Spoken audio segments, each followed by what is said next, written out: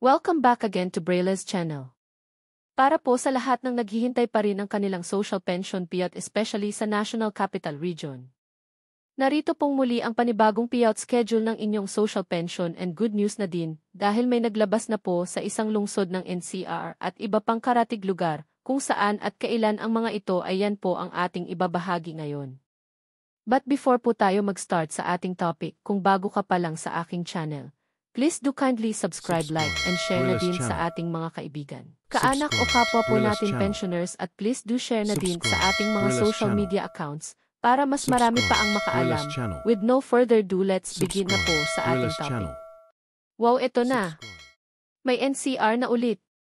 Baka isa ka na sa makakatanggap. Social Pension latest payout updates as of June 5 of year 2025. National Capital Region meron na ulit. At iba pang lugar alamin. Narito na pong muli ang ating latest payout updates as of this date at good news. Dahil may isang lungsod sa NCR ang naglabas na ng kanilang payout schedule.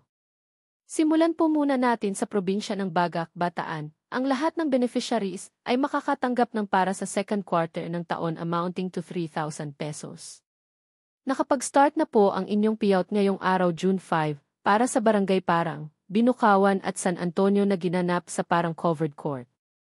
Ang Barangay Banawang, Ibis at Barangay Aricardo ay ginanap naman sa Aricardo Covered Court. Ang Barangay Bagumbayan, Ibaba, Tiilog at Barangay Pag-asa ay ginanap naman sa Pag-asa Covered Court at ang Barangay Binuangan, Kinawan, Paisawan at ang Barangay Saysain na ginanap sa Saysain Covered Court.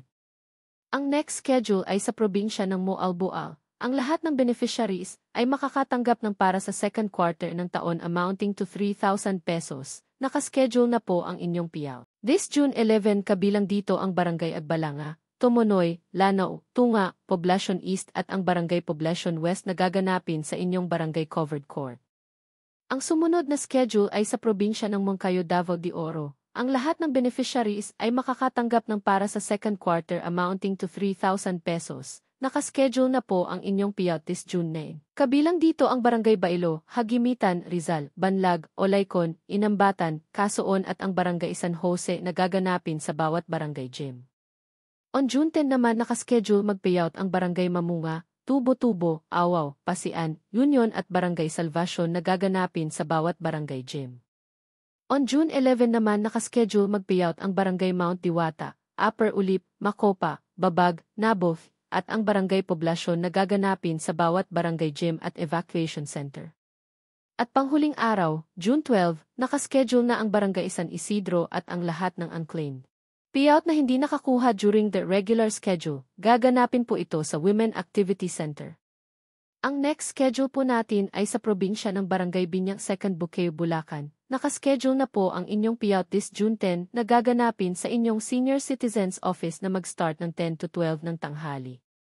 Next payout ay sa probinsya ng Barangay Poblacion, San Fernando, Romblon. Ito po ay para sa mga PWDs beneficiaries. Nakaschedule na po ang inyong payout this June 10 na gaganapin sa San Fernando Public Auditorium. Ang sumunod ay sa probinsya ng Barangay Karatakat, Amulong, Cagayan. Nakaschedule na po ang inyong payout this June 11 na gaganapin sa Sub-Office Gymnasium na mag-start ng 8 to 4 ng hapon. Ang next payout po natin ay sa probinsya ng Victorias City, Negros Occidental. Ang lahat ng beneficiaries ay makakatanggap ng para sa first and second quarter. Nakaschedule na po ang inyong payout this June 10 para sa Barangay 8, GIS, 11, 12, 14, Barangay 20 at ang Barangay 6. Sa hapon naman nakaschedule ang Barangay 7, 19A, 15A, 16, 16A at ang Barangay 17, Barangay 18, 18A, 19, Barangay 21 at ang Barangay 6A.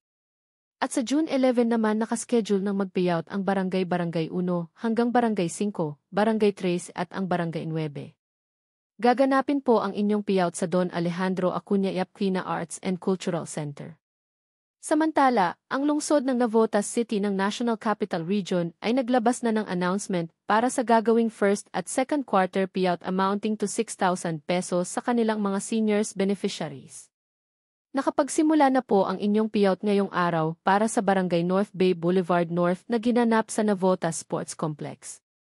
Kasama rin dito ang Barangay Bagumbayan South, Barangay Bagumbayan North at ang Barangay Navotas East na ginanap sa inyong Navotas Sports Complex. On June 11 naman nakaschedule mag-payout ang Barangay Daang Hari na mag-start ng 9 to 12 ng tanghali at ang Barangay Isipak Almisen na mag-start naman ng 1:00 hanggang 3:00 ng hapon. Gaganapin po yan sa Navotas Sports Complex. On June 13 naman, nakaschedule ng mag-payout ang Barangay Bangkulasi na gaganapin sa Navotas Sports Complex na mag-start ng 9:00 hanggang 3:00 ng hapon. Kasabay din nito ang Barangay Tanza na gaganapin sa Tanza Covered Court na mag-start ng 9:00 hanggang 3:00 ng hapon. On June 17 naman nakaschedule ng mag-payout ang Barangay Tangos na nag-start sa A hanggang I. Gaganapin po ito sa Navotas Sports Complex na mag-start ng 9:00 hanggang 3:00 ng hapon.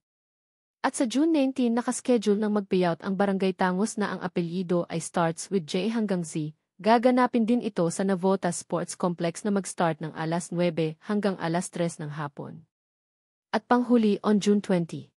Nakaschedule ang lahat ng unclaimed beneficiaries ng lahat ng barangay o yung mga hindi nakakuha during their regular schedule. Gaganapin po ito sa inyong Navotas Sports Complex na mag-start ng 9:00 hanggang 3:00 ng hapon.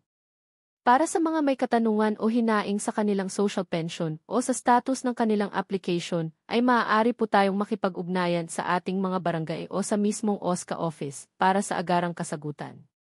Paalaala lamang na ang lahat po ng ating payout ay para lang po muna sa mga indigent senior citizens na kabilang po sa listahan ng DSWD, hindi pa po ito ang universal pension na nakapending pa rin po sa Senado hanggang ngayon. We're still waiting pa rin po na maisalang na po ito sa plenary session para maging isang batas na. Asahan niyo po na mag-update po tayo sa any status ng ating universal pension. That's it. Sa ngayon ay ito pa lamang ang mga naglabas ng kanilang payout schedule as of this date kasabay ng isang lungsod sa NCR at iba pang lugar. Sa mga naghihintay pa rin at wala pa ring payout schedule ay manatili lamang po kayong nakatutok sa aking channel para sa mga upcoming payout updates. Ang lahat po ng ating binabahagi ay base sa latest announcement ng bawat municipalities, kaya't makakaasa po kayo na ito ay legit. Marami pong salamat and God bless po sa lahat.